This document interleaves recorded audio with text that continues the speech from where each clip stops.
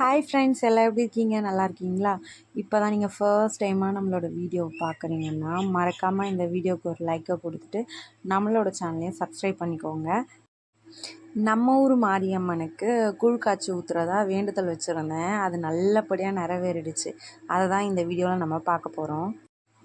கூழ் காய்ச்சிற ஞாயிற்றுக்கிழமையாக இருந்தாலும் அதுக்கு முன்னாடியே பொருள் எல்லாம் ரெடி பண்ணணும். நல்லா செந்தரைக்கு போயிட்டு எல்லா பொருளையும் வாங்கிட்டு வந்துட்டு நைட்டு என்ன பண்ணோன்னா மாவு கரைக்கணும். ஏன்னா மறுநாள் கூழ் காய்ச்ச போகிறோம். அதுக்கு முன்னாடி நாளே மாவு கரைச்சி வச்சுருந்தா தான் நல்லாயிருக்கும் அப்படின்னு சொல்லிட்டு சொன்னாங்க. அதனால் மாவை கரைச்சி வச்சுட்டு உதிரி பூவாக வாங்கிட்டு வந்திருந்தேன். அது எல்லாத்தையும் கட்டி முடிக்கவே மணி 12 ஆச்சு. திரும்ப ஒரு 2:30 மணிக்கெலாம் எழுந்து அவசர அவசரமாக கோலத்தை போட்டுட்டு வாசப்படிக்கு மஞ்சள் வழித்து குங்குமம்லாம் வச்சு பார்த்தேன். ஆனால் ஏதோ ஒன்று குறையா இருந்தது. என்னான்னு யோசிச்சு பார்க்கும்போது தான் தெரியுது, வேப்பிலை மாலை இல்லை, கட்டல. சரி, அதையும் ஏன் குறையா வைப்பானே, ஏன்னா அதை கட்டினா தான் ஒரு வைப்பு கிடைக்கும்ல. அதனால் அப்போவே ஆளை போயிட்டு வேப்பிலை உடச்சிட்டு வர சொல்லி வேப்பிலையும் தோரணமாக கட்டி நம்ம வாசலில் கட்டிட்டோம். அதை கட்டினதுக்கப்புறம்தான் அப்படியே வீடே ஒரு மங்களகரமாக இருந்துச்சு. மணி 7:30 ஆயிடுச்சு. சரி, இதுக்கு மேலே வெயிட் பண்ணால் சரிப்பட்டு வராதுன்ட்டு எல்லோரும் குளிச்சுட்டு குப்பாட்டி அம்மா கோயிலுக்கு போயிட்டு முதல்ல கும்பிட்டு வந்துடுவோம் அப்படின்ட்டு. ஏன்னா குப்பாட்டி தான் நம்மளோட குடிசாமி. அதனால் அவங்கள பார்த்துட்டு வீரனாரையும் கருப்பு சாமிகிட்டையும் ஒரு பெட்டிஷன் ஒன்று போட்டாச்சு. உங்களை நம்பி தான் இறங்கியிருக்கேன், நீங்கள் தான் நல்லபடியாக எனக்கு இது முடிச்சு கொடுக்கணும் அப்படின்னு சொல்லிட்டு உடனே மாரியம்மா கோயிலுக்கு வந்துட்டோம். வந்ததுமே இடத்த எல்லாத்தையும் கூட்ட ஆரம்பிச்சிட்டேன். நான் கூட்டிகிட்டே இருந்தேன். பூசாரியும் வந்துட்டார். அவர் வந்த உடனே நம்ம வாங்கிட்டு போன பொருள் எல்லாத்தையும் அவர்கிட்ட கொடுத்தோம். அவர் பழத்தை எல்லாத்தையும் நம்மக்கிட்டே கொடுத்து, நீங்கள் பஞ்சாமிரத்துக்கு எல்லாத்தையும் கட் பண்ணி ரெடி பண்ணுங்க, நான் ஒரு வேலையாக பார்க்க ஆரம்பிக்கிறேன் அப்படின்னு சொல்லிட்டு சொன்னார். சரி, நான் அவர் வேலையை பார்க்கட்டும், நம்ம வேலையை பார்ப்போமே அப்படின்ட்டு பழத்தையும் நான் கட் பண்ண ஆரம்பிச்சிட்டேன். பார்க்கவே பழம் கலர்ஃபுல்லாக இருக்குல்ல. இந்த வேலை நடக்க நடக்க அவர் ஒரு அபிஷேகமும் பண்ண ஆரம்பித்தார். பால், தயிர், தேன், இளநீ, அப்புறம் அந்த பஞ்சாமிர்தம், எலுமிச்சை, இது எல்லாமே அபிஷேகம் நல்லபடியாக நடந்து கண் குளிர பார்த்தோம். அதுக்கப்புறம் சாமிக்கு செலுத்துறதுக்காக துணி எழுதி கொடுத்துருந்தாங்க. அதையும் நம்ம வாங்கிட்டு வந்துடணும். நம்ம வாங்கிட்டு வந்த துணியும் அழகாக சாமிக்கு கட்டி விட்டார். கட்டி விட்டுட்டு அதுக்கப்புறம் இந்த சந்தனம், குங்குமம் இதெல்லாம் வச்சு சாமியை கொஞ்சம் கொஞ்சமாக அலங்கரித்து அழகாக்குனார். மாலையும் கொடுத்துருந்தோம். 10 முழம் பூ, 2 மாலை கேட்டிருந்தாங்க. அதையும் கொடுத்துருந்தோம். அதையும் சாமிக்கு அழகாக போட்டு விட்டார். நைட்டு மாவெல்லாம் கரைச்சி வச்சுட்டு எல்லோரும் தூங்கிட்டாங்க. எனக்கு 12 மணி வரைக்கும் பூ கட்டிட்டு அதுக்கப்புறம் தூக்கமே வரல. புரண்டு படுக்கிறேன். என்ன ரீசன்னா, நாளைக்கு இது எப்படி முடிக்க போகிறோம். ஏன்னா கொஞ்சம்னா பரவாயில்ல, ஒரு 50 கிலோ கேழ்வரகு மாவு, 10 கிலோ கம்பு, அப்புறம் 5 கிலோ அரிசி, இவ்வளோ பெரிய குவான்டிட்டி எப்படி பண்ண போகிறோம்னு நினச்சி தூக்கமே வரல. சரி, இப்படியே படுத்துருந்தா ஒன்றும் ஆகாதுன்ட்டு எழுந்து அந்த டைமில் இந்த வளையல் மாலை கோத்தேன். அதையும் நம்ம கையில் நீங்களாக கொடுக்காதீங்க, ஒரு 5 பேர் சேர்ந்து கொடுங்க அப்படின்ட்டு வாழ்த்தி வாங்கிக்கிட்டார். 5 பேரையும் சேர்ந்து கொடுக்க சொல்லி. அதுக்கப்புறம் அதையும் அழகாக சாமிக்கு போட்டு விட்டார். ஆனால் அவர் பண்ணது என்னென்னா, எடுக்கும் போது ஏடாகுடமாக எடுத்துட்டாரா, மேலெல்லாம் கொஞ்சம் பிரிஞ்சிடுச்சு. அதனால பரவாயில்ல, பார்க்க அழகாக இந்த கலர்ஃபுல்லாக திரும்ப சாமிக்கு படைச்சதெல்லாம் நம்ம கையில் எல்லோரும் சேர்ந்து நில்லுங்கன்னு கொடுத்து விட்டார் வாழ்த்தி. அதையும் வாங்கிட்டு அப்பாடான்னு பெருமூச்சு விட்றதுக்குள்ளே மணி 11.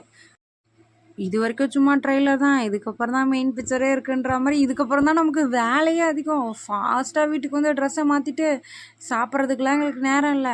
உடனே எங்கள் மாமியார் போய் இந்த அக்கம் பக்கத்தில் இருக்கவங்க அங்காளி பங்காளிஸ் இவங்க எல்லாரையும் கூட்டிகிட்டு வந்துட்டாங்க. ஆனால் எல்லாருமே வந்தாங்க, கூப்பிட்டவங்க ஆளுக்கு ஒரு வேலையை பார்க்க ஆரம்பித்தாங்க.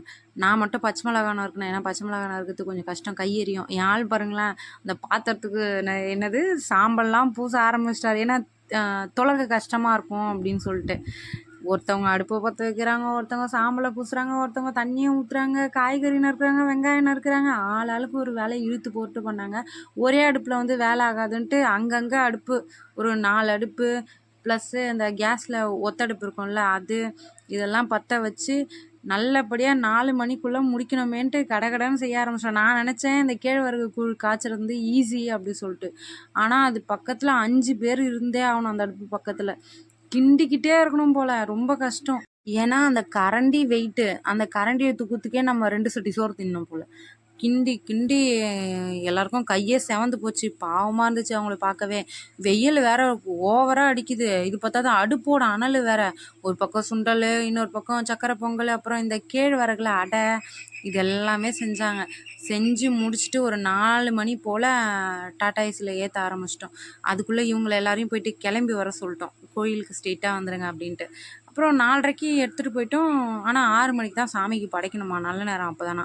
சரி அதுக்குள்ளே நம்ம கூழ வரைக்கும் கரைச்சி வச்சுடுவோம், டைம் இருக்குல்ல அப்படின்னு சொல்லிட்டு அந்த மாங்காய், வெங்காயம், பச்சை மிளகாய், வேப்பிலை, தயிர், உப்பு இது எல்லாத்தையும் போட்டு கூழ கரைச்சி வச்சு பார்த்தாலும் டைம் போல.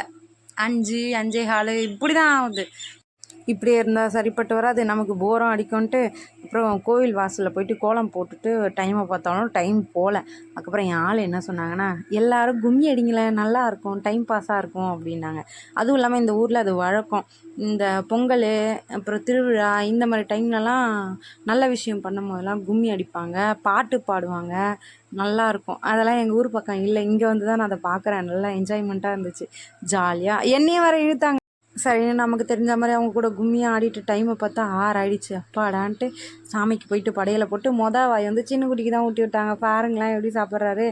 அதுவும் இல்லாமல் அவன் இந்த மக்களெல்லாம் பார்த்தோன்னே என்ன நினச்சான்னு தெரில, ஓவராக எக்ஸைட் ஆகிட்டு அந்த சுண்டலை போய் எடுக்கிறான், பிடிக்கிறான், இடுப்பு மேலேருந்து இறங்குறான் அங்கே உட்காரணுன்ட்டு.